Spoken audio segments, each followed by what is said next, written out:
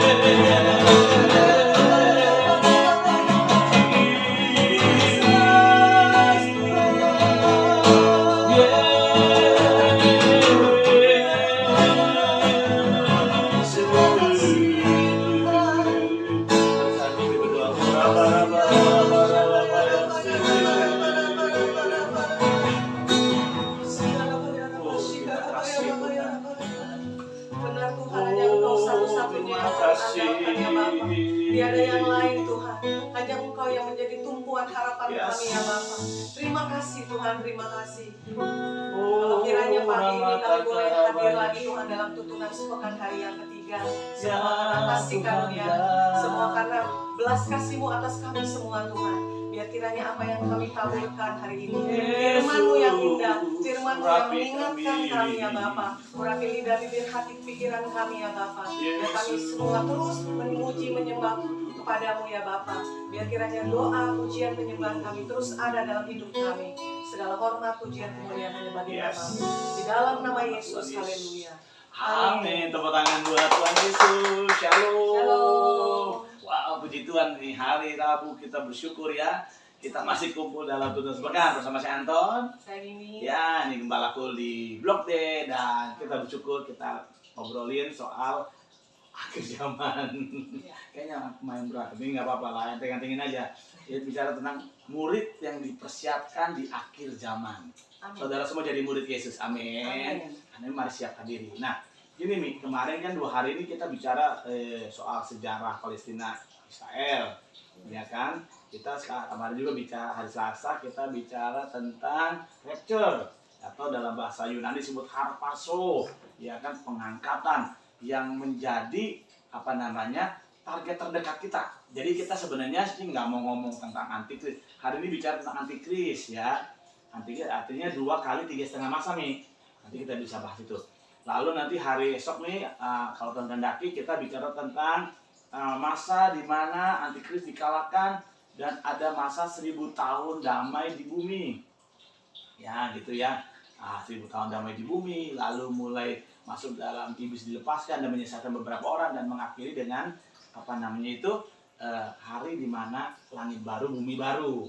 Nah kita masuk hari yang ketiga ini kita bicara tentang antikris. Tapi kan ini juga punya sedikit pandangan juga tentang hal ini karena kan kita di gereja kita ini ada berapa banyak kelompok menganggap bahwa antikris itu terjadi bersamaan atau diawali dengan pengangkatan. Kita gereja Bethel Indonesia percaya bahwa pengangkatan adalah mendahului masa 3,5 masa kesukaran 2 kali ya, berarti 7 tahun ya. Sebelum itu ada pengangkatan.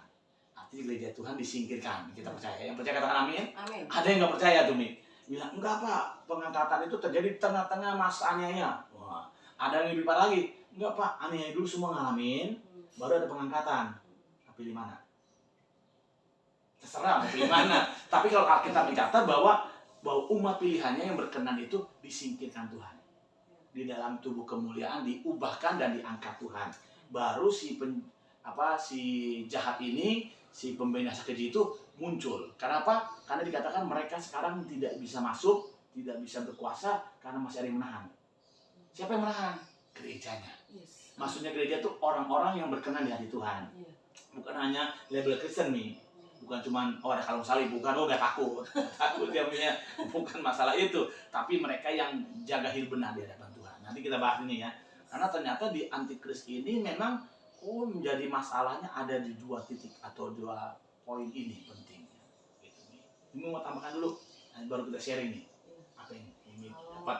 Kalau bicara soal antikris tuh yang keinget saya tuh adalah Angkanya 666. 666 Iya. yang artinya angka manusia. Maksudnya hari penciptaan manusia itu pada hari yang ke-6. Jadi dia udah bilang 666. Manusiawi banget. Kedagingan banget gitu kan. Ya, terus apa lagi yang bisa diingat tentang antikris ini? Kalau sehari-hari ini Pak ya, kita lihat sebenarnya kalau kita bilang antikris nggak usah jauh-jauh deh Pak. Kita sekarang aja tuh udah banyak ya kalau dalam keseharian Pak. Maksudnya? Antikris itu kan keseharian gampang aja. Kita nggak mengakui Kristus sebagai penyelamat kita pun itu sudah antikris. Iya, di mana tidak percaya, tidak menerima roh yang tidak menerima Kristus itu roh antikris namanya ya. Rohnya. Ya, tapi baru bersifat spirit. ya. Nanti akan berdiri sebagai government, sebagai institusi dan sebagai subjek. Ya. Ini kan baru spirit Ya. yang sekarang gitu. Ya. Nah, oke. Nah, kita maju ya Mi, kita ngomongin soal antikris. Berarti kan rapture nih. Dan saya berdoa ya, ini kan terjadinya mendadak rapture itu ya. Tahu-tahu pagi-pagi bangun tidur, setel TV, rame-rame, wah ada orang hilang semua, ribuan orang, jutaan orang hilang. Berarti tandanya rapture sedang terjadi itu dari malam. Tapi berarti kalau kamu nonton, berarti kamu ketinggalan. Cuma siapin. Nggak angkat, berat mungkin ya. Jadi tinggal dulu dah. Tapi memang begini, kita mau belajar dulu tentang hal ini. Yuk, ada ayatnya yang ditemukan untuk bahas sedikit untuk kita sharing hari ini dalam Wahyu berapa? 13 atau berapa? Wahyu 11 Wahyu dulu. 11, 2 saksi Allah itu. Oh boleh, ya Wahyu 11 dulu. Wahyu 11 ayat 1 dan 2. Kemudian diberikanlah kepadaku sebatang bulu seperti tongkat pengukur rupanya dengan kata-kata yang berikut. Bangunlah dan ukurlah bait suci Allah dan mesbah dan mereka yang beribadah di dalamnya. Tetapi kecualikan pelataran bait suci yang di sebelah luar. Janganlah engkau mengukurnya, karena ia telah diberikan kepada bangsa-bangsa lain, dan mereka akan menginjak-injak kota suci 42 bulan Oh lamanya. ya, oke ya, kita mau bahas ini dulu, nanti siapkan ayat yang berikutnya tuh. Ayat berapa tuh, pasal 18 sama 13 ya. Ini gini. Jadi yang diukur atau yang dihitung adalah mereka yang ada di ruang kudus dan ruang maha kudus. Jadi itu kalau ngomong bait Allah itu menggunakan prinsip-prinsip bait Allah Musa, yang juga menggunakan prinsip-prinsip bait Allah Salomo, juga menggunakan prinsip yang sama ya. Ada ruang pelataran, ada ruang kudus dan ruang maha kudus gitu ya. Beda dengan kemah Daud ya, itu beda sekali karena konsepnya sebagai tirainya manusia. Tapi sedangkan bait Allah itu Salomo dan Musa adalah tirai seperti itu. Nah, kita bilang gini, ukurlah bait suci Allah. Jadi kecualikan pelataran. Jadi ternyata kekristenan yang bisa ditinggal. Nah, kita ngomong bisa ditinggal dulu nih. Ada kekristenan pelataran. Ayo kita bedah dulu, pelataran itu ada apa? Di pelataran itu ada 2, yaitu kolam basuhan untuk cuci kaki, cuci muka segala macam ya. Sebelum membawa persembahan mereka cuci dulu muka, seolah menandakan tentang pembasuhan pengakuan dosa. Ya, dia mengaku dosa lalu membawa korban, entah burung tekukur sampai mungkin kerbau, sapi, lembu, domba begitu ya, sesuai dengan kadar dosanya begitu ya. Itu bicara tentang korban pengampunan. Ya, pertama pengakuan dosa dalam upacara pembasuhan, lalu ada pembakaran korban di pelataran. Ternyata kalau gereja cuman tomat ya, tobat kumat ada di pelataran tuh. Nggak masuk di ruang maha kudus atau minimal ruang kudus lah. Di ruang kudus ada apa? Di ruang kudus itu ada meja roti pertunjukan, itu bicara tentang firman. Lalu ada kaki dian, bicara tentang Roh Kudus, ya. Siapa penuh Roh Kudus dengan tanda awal berbahasa roh, dia udah mulai punya tanda tuh ya, tanda awal berbahasa roh. Lalu ketiga di sana ada mesbah dupa. Itu bicara tentang doa, pujian, penyembahan. Udah jelas ya, tentang firman, tentang Roh Kudus yang tanda awalnya berbahasa roh tadi. Nah, ini sendiri ini penting karena Roh Kudus di sini ini bukan Roh Kudus cuman perasaan kita ada Roh Kudus, bukan. Kan kalau baptisan air itu kan adalah deklarasi manusia kepada Allah. Jadi saya memberi diri dibaptis waktu saya terima Yesus, maka saya memberi diri dibaptis dengan sadar. Makanya di gereja kita itu anak dibaptis itu umur minimal 12 tahun. Artinya dia udah sadar tuh bahwa dia butuh Tuhan. Makanya memberi diri dibaptis. Itu adalah deklarasi saya manusia kepada Tuhan bahwa saya milik Tuhan. Nah, sedangkan Roh Kudus adalah deklarasi Tuhan kepada manusia. Contohnya siapa? Yesus. Yesus setelah dibaptis, ya kan, keluar dari air, dikatakan seperti burung merpati turun. Ya, itu kan menamakan Roh Kudus ya kan. Dan di situ dikatakan ada suara berkata, inilah anakku yang kukasihi, kepadanya lah aku berkenan, dengarkanlah dia. Nah, itu kan adalah deklarasi Allah kepada manusia. Siapa yang baptis? Allah sendiri. Kapan baptisnya? Suka-suka Tuhan. Tetapi kan kita yang siap dong nih. Haus nggak? Siapa yang mau dibaptis Roh Kudus? Hanya satu kuncinya, haus. Barang siapa haus, minumlah katanya. Minum, artinya ambil, raih. Nah, mereka akan kepenuhan Roh Kudus dengan tanda awal berbahasa roh. Catat ya, tanda awal berbahasa roh. Bukan satu-satunya ya, hanya baru tanda awal. Selanjutnya mereka melakukan karunia-karunia yang Tuhan percayakan nih. Nah, di ruang kudus ini kan ada Roh Kudus tadi tuh. Nah, Roh Kudus yang saya maksud di situ bukan perasaan, bukan kata kita, tapi benar-benar Tuhan nyatakan. Kalau orang penuh Roh Kudus katanya beda. Ya, kata-katanya beda, kalimatnya beda, pengharapannya beda, kekuatannya beda gitu ya. Dan kehidupan hari-harinya dikatakan doa penyembahan menjadi gaya hidup. Dalam Kisah Rasul 2 itu dikatakan sambil memuji Allah. Kata sambil memuji Allah itu kan gaya hidup. Artinya gaya hidup tuh, artinya semua yang dilakuin sambil memuji Allah. Jadi apa yang mau dilakukan apanya sambil memuji Allah. Gitu.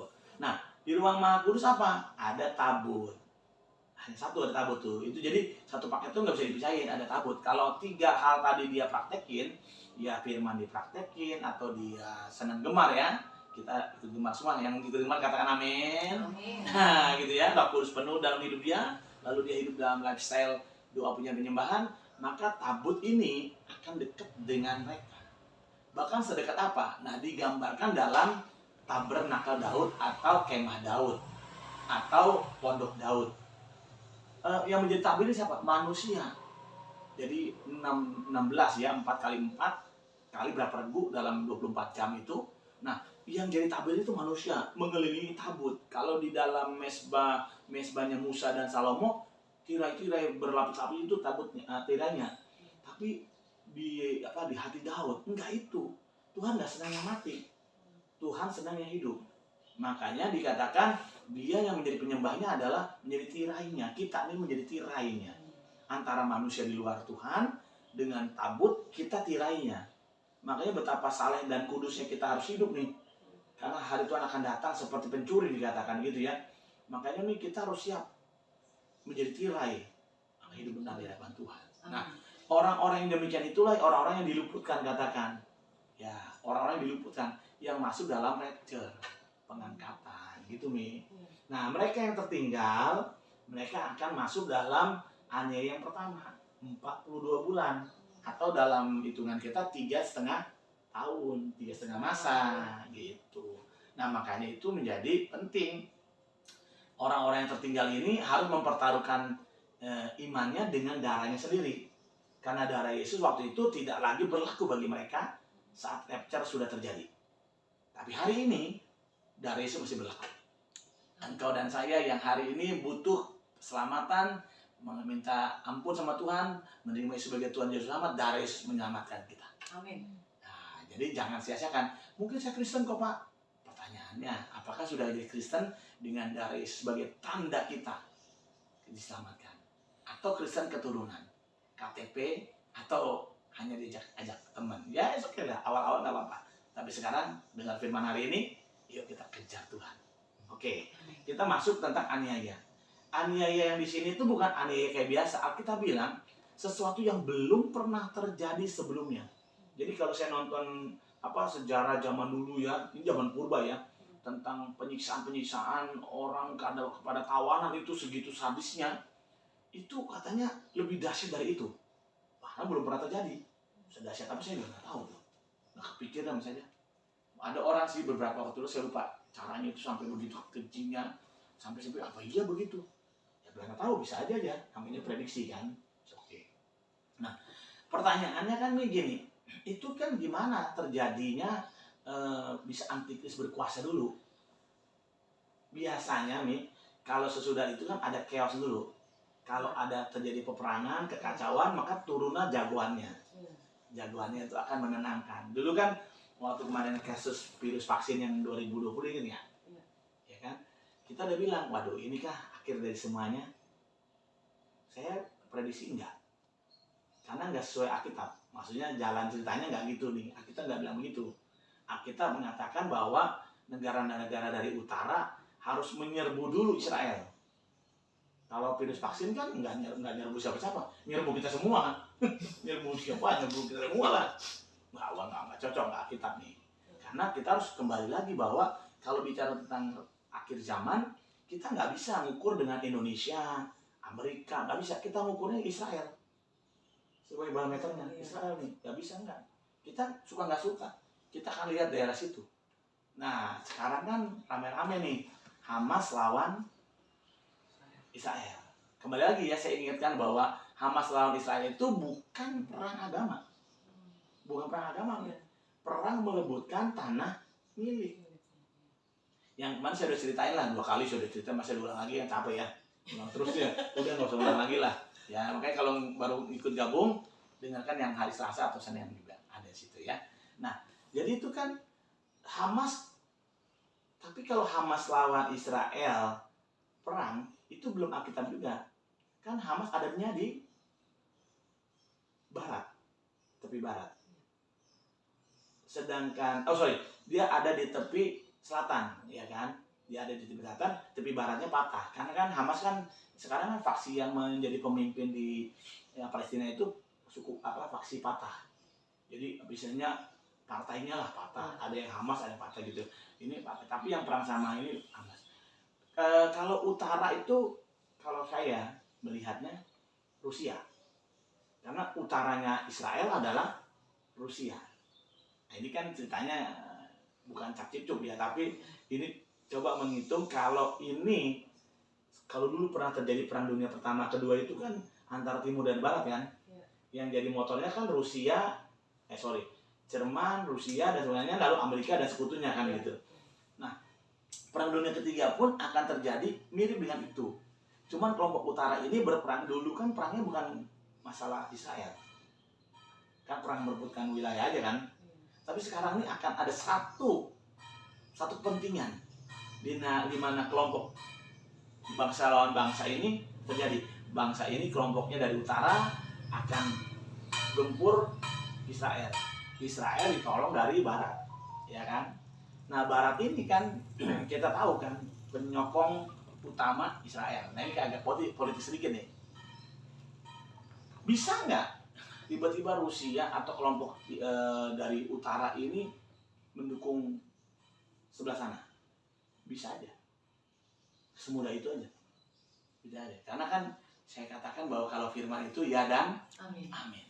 Pasti terjadi. Pertanyaannya, ini kan udah ada tanda-tandanya. Ibaratnya mah pemicunya sudah ada, tinggal mau kapan aja itu. Tapi kan masih ada yang menahan, yaitu gereja Tuhan.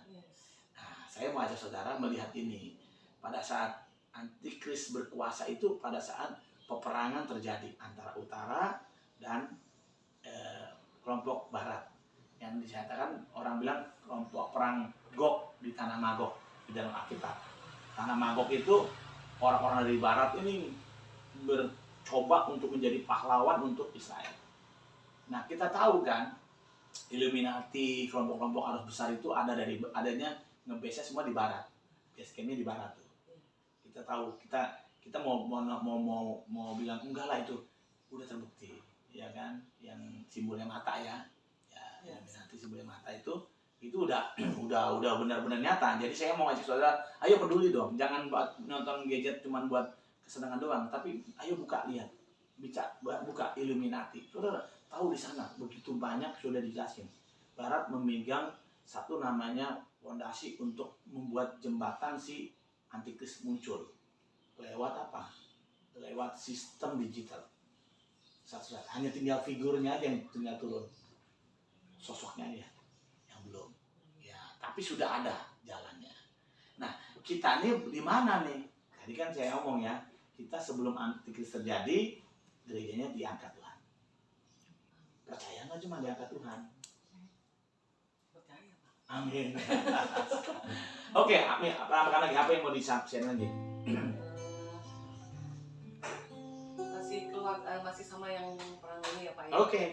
Ini kan ceritanya saya coba menarik ke kejadian hari ini. Iya. Jadi kita ngomong itu Alkitab tadi udah disebutin, lalu kesan hari ini bagaimana bisa terjadi? Ayo kita lanjut. Cuma sekarang ini kan banyak yang jadi miskom ya Pak. Apa tuh? Menganggap kalau Israel itu berarti perang Kristen melawan Muslim. Padahal ternyata saya baca tuh Kristen di sana tuh hanya sedikit sekali.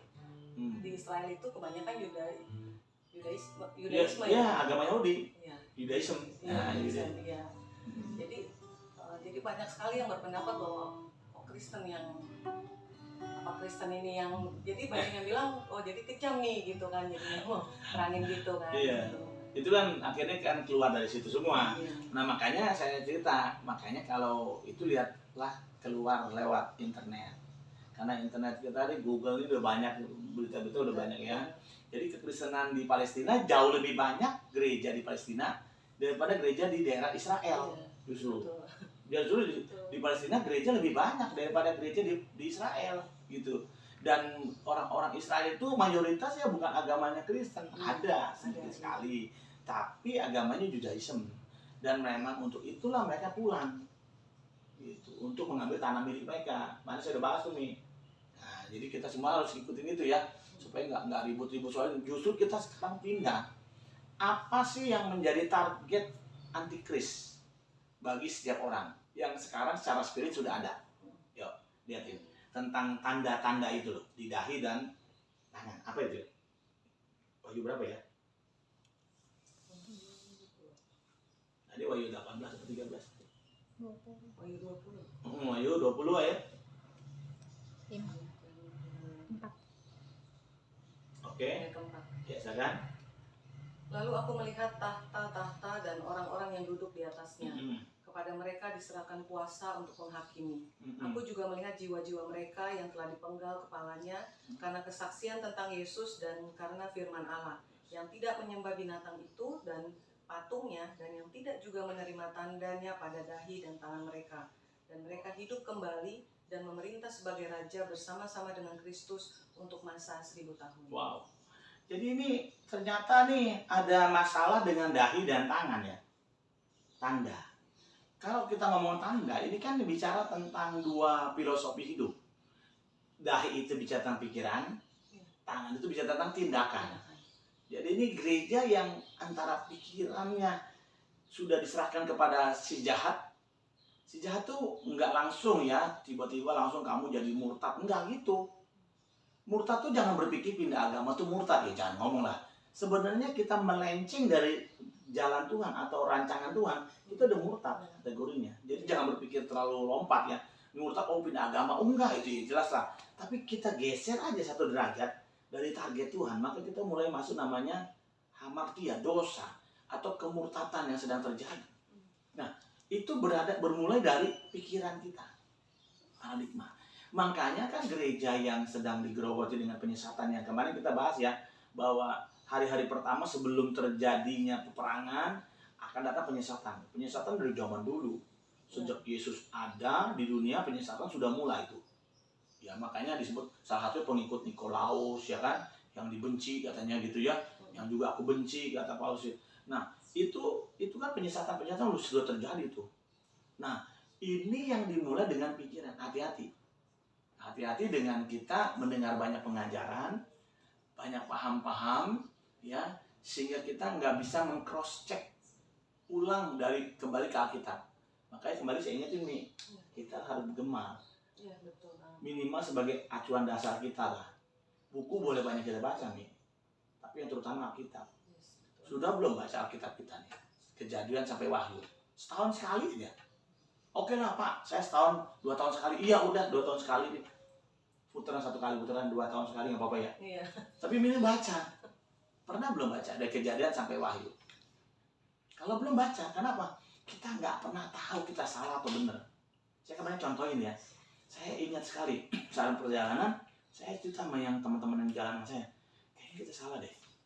Kayaknya nggak belok kanan deh. Kita belok kiri deh. Kok bisa saya ngomong nggak belok kanan harus belok kiri? Karena saya pernah lewat sini. Hanya saya agak lupa gitu. Paling tidak kan saya pernah baca nggak? Atau pernah di sini kan? Sama kayak Alkitab, kalau kita pernah baca, apalagi berulang-ulang, firman itu akan muncul. Waktu bertentangan dengan firman, Roh Kudus di kita itu akan menolak. Nah, waktu itu terjadi itu kita tuh mampu membedakan mana yang hendak Allah lakukan. Makanya pikiran kita ini harus diserahkan kepada Tuhan. Jangan kepada pikiran duniawi. Ya nanti belajar lagi ya. Di Rabu ini kita bicara tentang pengurapan. Nanti malam ya. Kita bicara tentang pengurapan, bergerak dalam pengurapan. Karena di situ antara firman dan Roh Kudus akan jalan sinergi gitu. Waktu kita ada sesuatu yang salah, maka firman akan memberi alarm. Dan Roh Kudus akan memberikan peneguhan. Nanti kita ngomong malam ya. Nah, hari ini kita mau fokus dulu nih. Lalu kedua, tangannya. Yang tidak menyerahkan tangannya. Artinya tindakannya itu harus jalan dengan firman Allah. Jadi orang-orang yang harus luput adalah orang-orang yang antara pikiran dan tindakannya sejalan. Atau kalau kita menyebut berintegritas. Iya kan? Hatinya, pikirannya, dan tindakannya selaras. Jangan diserahkan pada hawa nafsu. Oh enggak lah, itu kan cuma pikiran doang lah. Tindakannya enggak, dia orang cuma pikir aja lah. Ngomong aja cuman. Oh enggak. Semua itu nyambung. Iya kan ya? Saya punya kawan, ini pengalaman yang tidak pernah saya lupakan karena ini dia ini hamba Tuhan cukup terkenal waktu itu. Jadi kalau di pesawat tuh suka jahil gitu, bukan jahil bagaimana, suka godain pramugari misalnya, nanya lah, apalah, ngomong lah. Sebenarnya agak sedikit apa ya sebutnya ya, bahasa ininya agak sedikit jahil lah bahasa gitu ya, gampang lah gitu ya. Terus teman bilang, temannya dia bukan saya kan bukan yang senior, dia bilang apa? Jangan gitu, enggak lah, cuma omong doang, mulut doang kan. Ingat tuh, cuma mulut doang ya. Iya. Tapi buktinya, faktanya, berapa tahun kemudian dia jatuh dalam dosa berzina. Makanya jangan cuma cuma ngomong doang, tapi ingat loh, mulutmu itu harimau. Hari ini yuk, pagi ini kita udah dengarkan renungan, tentu besok kita sambung lagi, kalau kurang lengkap besok kita lengkapin lagi. Tapi intinya apa nih, untuk teman-teman, apa yang bisa kita dorong, kita semangatin teman-teman agar tidak masuk dalam masa aniaya besar antikris ini. Intinya terus intim sama Tuhan, Yes. terus andalkan Tuhan. Yes. Karena kita nggak bisa apa-apa kalau nggak punya Tuhan. Dan terutama Tuhan kita yang dahsyat buat Tuhan Yes. Yesus. Haleluya. Itu aja. Karena antikris itu sekali lagi terakhir saya ngomong tidak bisa berjual beli. Semua diikat dalam satu sistem, Yes. harus pakai itu. Kan kita udah lewatin kemarin. Nggak bisa kerja kita kalau nggak mau divaksin. Itu cuman trial doang, trial itu. Bukan masa antikris ini. Tapi akan jadi ke situ betapa beratnya kita kan, baru suruh vaksin doang kan. Iya. Kalau nggak kerja nggak dapat gaji, kalau nggak dapat gaji nggak ada makan. Iya. Karena cepat urusannya. Betul. Karena itu jaga-jaga. Yuk, awas lah. Yuk, Amin. kita semua kuat karena Tuhan Allah kita kuat. Amin. Yuk kita berdoa ya. Bapak berdoa Rabu ini Tuhan ke dalam tangan-Mu kuserahkan seluruh gereja-Mu yang sudah hadir dalam rumah doa pagi dalam tuntunan sepekan hari ini. Biar mereka semua sadar bahwa hari di mana penganiayaan besar itu terjadi, kami semua diangkat Tuhan. Amin. Tapi kami tahu betapa beratnya dianiaya besar ini, makanya kami tidak mau main-main agar kami pastikan kami terangkat. Amin. Pada saat Engkau datang kedua kali, trompet atau nafiri berbunyi, kami semua masuk dalam catatan yang orang-orang yang diangkat Tuhan. Amin. Yang diraihkan Tuhan, yang disisihkan Tuhan, agar masuk dalam perhentian. Sementara antikris berkuasa atas bumi ini, kami semua ada dalam keluputannya Tuhan. Amin. Kiranya nama Tuhan dipermuliakan, semua tangan terangkat, hati kami terbuka, kami terima berkat Tuhan. Dan gereja Tuhan, angkatlah tangan kita sekarang, para murid Tuhan, terima dan bersuka cita segala berkat yang berlimpah-limpah-limpah. Berkat dari Bapa di sorga, cintanya Tuhan Yesus Kristus dan penyertaan Roh Kudus yang manis indah menyertai mulai hari ini, besok dan sampai selama-lamanya. Semua kita yang memberkat dan percaya katakan Amin. amin. Tepuk tangan buat Yesus. Jangan lupa nanti malam ada malam terobosan di Arkadia dan besok masih ada rumah doa pagi. Tuhan Yesus berkati. Shalom.